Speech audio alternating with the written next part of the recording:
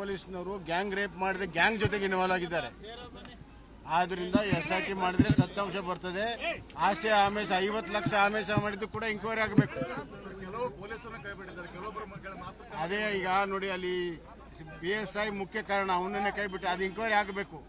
ಅವನೇ ವ್ಯವಹಾರ ಕುದುರಿಸಕ್ಕೆ ನೋಡಿದ್ದಾನೆ, ಅದು ಎಂಕ್ವೈರಿ ಆಗಬೇಕು. ಅಶೋಕರ್ ಹೇಳೋದಂತೆ ಅವನ ಫೋನ್ ಕಾಲ್ಗಳನ್ನು ಎಲ್ಲವನ್ನೂ ಕೂಡ ಎಂಕ್ವೈರಿ ಮಾಡಿದಾಗ ಸತ್ಯಾಂಶ ಹೊರಗಡೆ ಬರ್ತದೆ. ಅದಕ್ಕಾಗಿ SIT ಆಗಲೇಬೇಕು.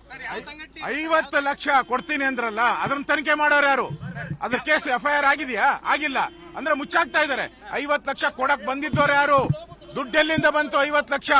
ಇದೆಲ್ಲ ತನಿಖೆ ಆಗ್ಬೇಕಾದ್ರೆ ಆ ಫೋನ್ ಕಾಲ್ಸ್ಗಳನ್ನೆಲ್ಲ ಟ್ಯಾಪ್ ಮಾಡ್ಬೇಕಾಗ್ತದೆ. ಹೌದು, ಇದರಿಂದ ಭಯೋತ್ಪಾದನಾ ಸಂಘಟನೆ ಇದೆ. PFI ನ ಪ್ರತಿರೂಪಗಳು ಇದರಲ್ಲಿ ಇದೆ. ಇದನ್ನ ಮುಸ್ಲಿಮರು ಅನ್ನೋ ಕಾರಣಕ್ಕೆ ಮುಚ್ಚಾಕ್ತಾ ಇದ್ದಾರೆ. ಆ ಸೂಫಿ ಸಂಘಟನೆ ಅನ್ನೋದು ತಡಿಯಪ್ಪ, ಸೂಫಿ ಸಂಘಟನೆ ಹೊರಗಡೆ ತೋರಿಕೆಗೆ ಒಳಗಡೆ ಅದ್ರ ಹಿಂದಿರೋದಂತದ್ದು PFI ಶಕ್ತಿನೇ. ಇವರೆಲ್ಲ ಟ್ರೈನ್ಡ್ ಗ್ಯಾಂಗ್, ಇದು ಟ್ರೈನ್ಡ್ ಗ್ಯಾಂಗ್. ಲೋಕಲ್ ಪೊಲೀಸ್ನವರು ಗ್ಯಾಂಗ್ ರೇಪ್ ಮಾಡಿದ ಗ್ಯಾಂಗ್ ಜೊತೆಗೆ ಇನ್ವಾಲ್ವ್ ಆಗಿದ್ದಾರೆ. ಆದ್ರಿಂದ SIT ಮಾಡಿದ್ರೆ ಸತ್ಯಾಂಶ ಬರ್ತದೆ. ಆಸೆ ಆಮೇಶ 50 ಲಕ್ಷ ಆಮೇಶ ಮಾಡಿದ್ದು ಕೂಡ ಎಂಕ್ವೈರಿ ಆಗಬೇಕು. ಅದೇ ಈಗ ನೋಡಿ ಅಲ್ಲಿ PSI ಮುಖ್ಯ ಕಾರಣ ಅವನನ್ನೇ ಕೈ ಬಿಟ್ಟು ಅದು ಎಂಕ್ವೈರಿ ಆಗಬೇಕು. ಅವನೇ ವ್ಯವಹಾರ ಕುದುರಿಸಕ್ಕೆ ನೋಡಿದ್ದಾನೆ, ಅದು ಎಂಕ್ವೈರಿ ಆಗಬೇಕು. ಅಶೋಕರ್ ಹೇಳೋದಂತೆ ಅವನ ಫೋನ್ ಕಾಲ್ಗಳನ್ನು ಎಲ್ಲವನ್ನೂ ಕೂಡ ಎಂಕ್ವೈರಿ ಮಾಡಿದಾಗ ಸತ್ಯಾಂಶ ಹೊರಗಡೆ ಬರ್ತದೆ. ಅದಕ್ಕಾಗಿ SIT ಆಗಲೇಬೇಕು. 50 ಲಕ್ಷ ಕೊಡ್ತೀನಿ ಅಂದ್ರಲ್ಲ, ಅದನ್ನ ತನಿಖೆ ಮಾಡೋರು ಯಾರು?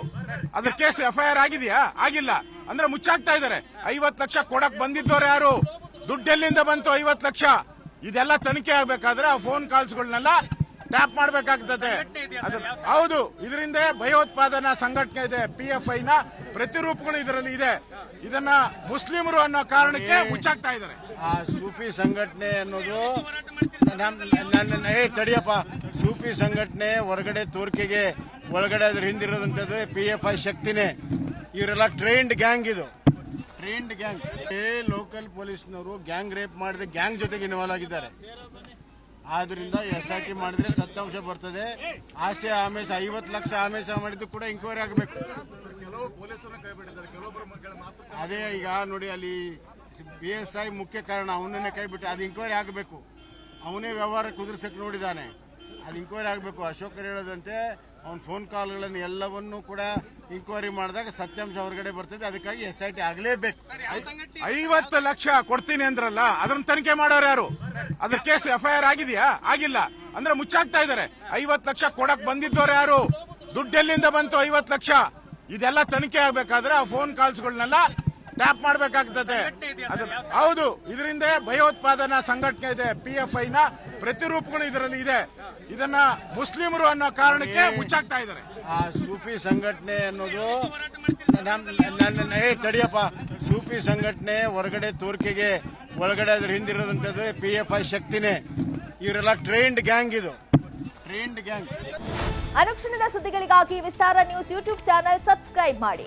ಹೊಸ ಸುದ್ದಿಗಳ ನೋಟಿಫಿಕೇಶನ್ಗಾಗಿ ಬೆಲ್ ಐಕಾನ್ ಕ್ಲಿಕ್ ಮಾಡಿ. ಲೇಟೆಸ್ಟ್ ಅಪ್ಡೇಟ್ಸ್ಗಾಗಿ www.vistaranews.com ವೆಬ್ಸೈಟ್ಗೆ ವಿಸಿಟ್ ಮಾಡಿ. ಅಂಗೈಯಲ್ಲೇ ಜಗತ್ತಿನ ಸುದ್ದಿ ತಿಳಿಯಲು ವಿಸ್ತಾರ ನ್ಯೂಸ್ ಕನ್ನಡ ಆಪ್ ಡೌನ್ಲೋಡ್ ಮಾಡಿ.